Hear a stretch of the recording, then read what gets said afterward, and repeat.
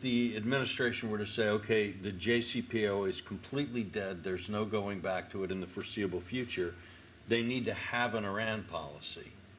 And what would that Iran policy be? You have to, okay. What would that Iran policy be? Well, okay, ask a question. How do you stop a rogue nation from acquiring nuclear weapons? You have to ask yourself that. Well, let's see. I mean, there have been some examples, so we can maybe deduce a rule. Well, you had one that's called Saddam Hussein's Iraq. It was stopped by military force, ours. You had a second one that is called Syria, that tried to develop nuclear weapons, and it was stopped by a military action, ours. There was a third country, Muammar Gaddafi's Libya. It wanted to pursue nuclear weapons, and it gave it up by the threat of a military action, yours. There's a fourth country, North Korea, that sought to develop nuclear weapons, and it wasn't China. By the way, a signatory to the NPTs and all these agreements. It doesn't mean anything.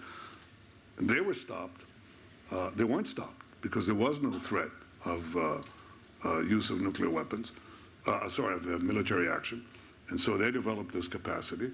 Now we have Iran. Iran seeks to develop it. It was actually stopped for a year in their program in 2003 when they thought, right after the Gulf War, when they thought that America would take action against them. So they stopped, then converted into a secret program disguised by various civilian so-called research organizations, but they continued. And they've been stopped, or rather slowed down, by various actions that we took and some sanctions that were applied, which were important, which we had to encourage, shall we say, the U.S.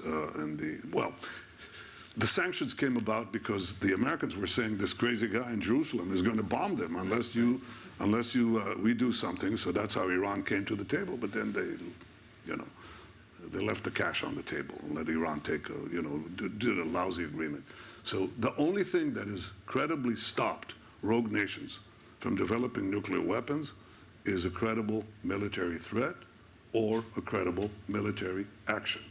You can couple that with crippling economic sanctions, but that's not a sufficient condition.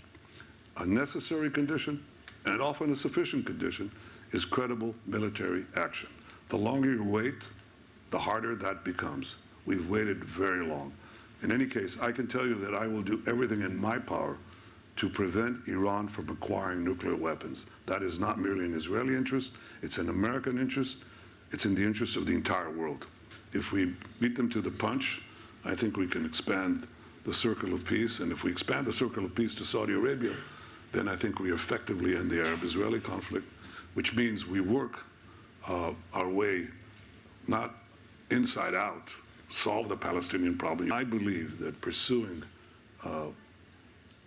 a peace that is based on common interest of using Israeli power, military, intelligence, technological, and economic, to buttress local, that is, peace agreements and normalization agreements with our neighbors, can help achieve two things. One, it can expand the circle of peace. Second, it can serve as a bulwark against Iran.